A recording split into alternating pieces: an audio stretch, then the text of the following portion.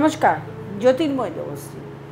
এখন আলোচনা করব মীন রাশির জাতক জাতিকাদের সাড়ে সাতির প্রথম চরণ চলছে। আরও একটি বছর 2025 সাল অবধি এই চলবে, এই সাড়ে সাতির প্রথম চরণের পিরিয়ডটা চলবে।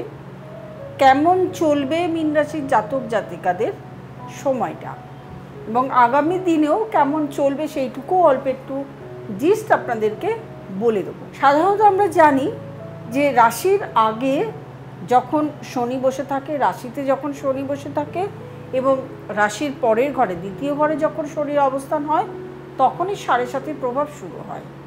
তাহলে 2022 সাল থেকে মীন রাশির জাতক জাতিকাদের 12th হাউসে অর্থাৎ রাশির আগে শনির অবস্থান ঘটেছে এবং সেই তখনকার সময় থেকেই মীন রাশির জাতক জাতিকাদের সাড়ে সাতির প্রভাব শুরু হয়েছে। 12th হাউসে শনি সাধারণত মীন রাশির জাতক জাতিকাদের অনেক ধরনের প্রবলেমের সম্মুখীন হতে হয়েছে। প্রথমত medical problem, medicine problem, hospitalise হয়েছেন, মেডিকেল প্রবলেম, অসুখ বিসুখ, স্বাস্থ্যহানি এবং স্বাস্থ্য নিয়ে বিভিন্ন ধরনের প্রবলেম হয়েছে। অনেকে ওষুধের উপর ডিপেন্ডেবল হয়ে গেছেন, এমন রোগ হয়েছে ওষুধ ছাড়া চলছেই না, দীর্ঘদিন ধরে ওষুধ খাচ্ছেন, রোগ ঠিক হচ্ছে না, রোগ নির্ণয় হচ্ছে না, অনেকের ক্ষেত্রে রোগ নির্ণয় হচ্ছে না। যখনই এই মেডিকেল প্রবলেম হবে তখন তো অর্থের অপচয় হবে বা অর্থ হানি হওয়ার, ধনহানি হওয়ার সম্ভাবনা থাকে। এছাড়াও অনেকের দাম্পত্য জীবনে সমস্যা এসছে, এছাড়াও অনেকে পায়ে চোট আঘাত লেগেছে, বিভিন্ন ধরনের সমস্যা অনেকেরই হয়েছে। দাম্পত্য সমস্যা, অনেকের আইনি সমস্যা হয়েছে, পুলিশি ঝামেলা হয়েছে। এটা প্রথম চরণ। সাধারণত সাড়ে সাতিতে প্রত্যেকটা চরণই যে খারাপ যায় এমন কোনো কথা নেই। প্রথম চরণ, দ্বিতীয় চরণ, তৃতীয় চরণ প্রত্যেকটাই খারাপ যাবে এমন কোনো কথা নেই। তবে মীন রাশির বেলায় প্রথম চরণটা কিছুটা হলেও খারাপ যাবে, আবার দ্বিতীয় চরণ ভালো এবং মন্দের দিক থেকে যাবে। কিন্তু মীন রাশির জাতক জাতিকাদের শাস্ত্রে বলা হয়েছে শেষ চরণ, তৃতীয় চরণ যখন চলবে তখনই কিন্তু মীন রাশির জাতক জাতিকাদের সময়টা বেশিরভাগভাবে খারাপ যাবে বলা হয়। এটা শাস্ত্রে বলা হয়, এটা আমার কথা নয়।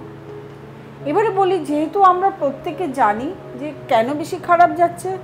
প্রথমত প্রথম চরণে শনি বসে আছে এবং রাশিতেই বসে আছে রাহু। এবারে সেখানে এসে কখনো মঙ্গল আসছে, কখনো অন্যান্য গ্রহ আসছে, চন্দ্র আসছে, কখনো রবি আসছে। এগুলো তো আসেই ট্রানজিটে, বিভিন্ন সময় বিভিন্ন, যখন রাহু এখানে 1.5 বছর থাকবে সুতরাং বিভিন্ন সময় বিভিন্ন গ্রহ আসবেই।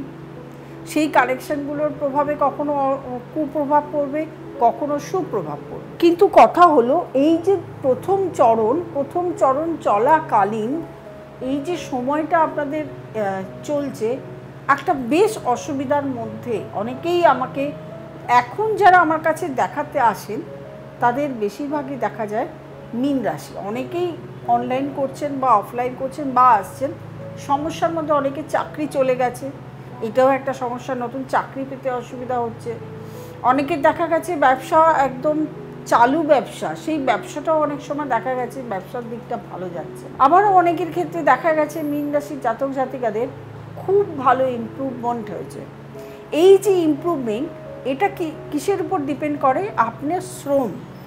যখন আপনার সাড়ে সাথে চলবে তখন আপনাকে অত্যাধিক পরিশ্রম করতে হবে, সৎ পথে চলতে হবে, কর্ম তো করতেই হবে, কর্ম প্রচুর পরিমাণে করতে হবে। অর্থাৎ পরিশ্রম তো আমি বললাম আগে করতেই হবে এবং সবসময় গরিব দরিদ্র এদেরকে আপনাকে সাহায্য করতে হবে। তাহলে দেখবেন শনি মহারাজই আপনার পথ ঠিক করে দেবে, কোন পথে আপনি চলছেন। কর্মই হচ্ছে আপনার ধর্ম, এইটাকে ধরে নিতে হবে। এবং তার সঙ্গে শনি মহারাজের হচ্ছে আপনি যেমন কর্ম করবেন আপনাকে তেমন ফল দেওয়া হবে।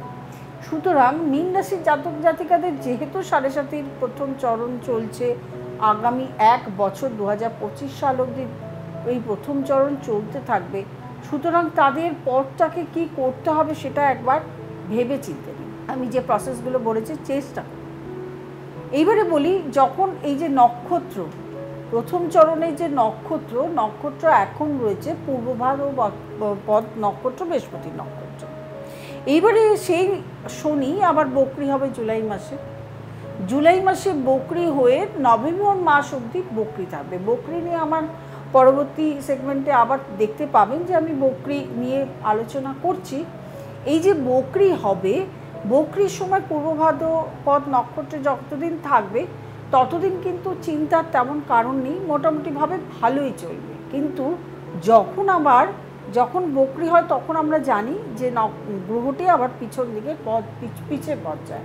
তাহলে পিছিয়ে পথ যেতে যেতে যখন আবার চলে যাবে শতবিশা নক্ষত্রে, রাহু নক্ষত্রে, তখন কিন্তু রেজাল্ট আবার সেই আগের মতন যে খারাপ রেজাল্টটা আপনারা আগে পাচ্ছিলেন সেটা কিন্তু পাওয়া শুরু করবেন।